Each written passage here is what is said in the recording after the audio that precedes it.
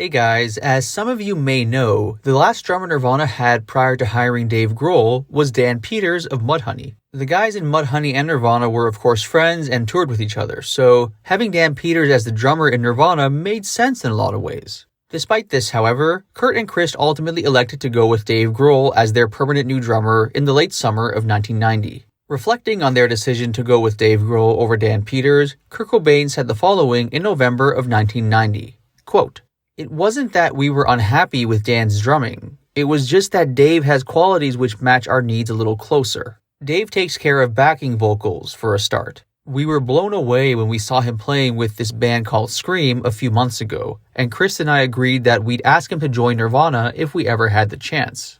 Ironically, that chance came a week after we got Danny in. It was a stressful situation, but it now looks like Dan will rejoin Mudhoney and they'll carry on as before. They're one of our favorite groups, and the idea of that band stopping because of Dan coming over to us had caused us considerable distress." End quote. Now, to Dan Peters' credit, he was a good sport about the situation.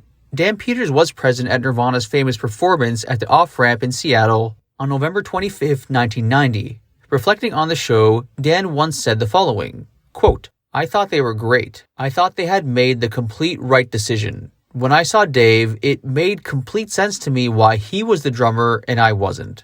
End quote. Nirvana's performance that night at the Off-Ramp is often considered one of the band's most important shows ever for various reasons. I did a video about the Off-Ramp show. If you want to see that video, the link is available in the description box below.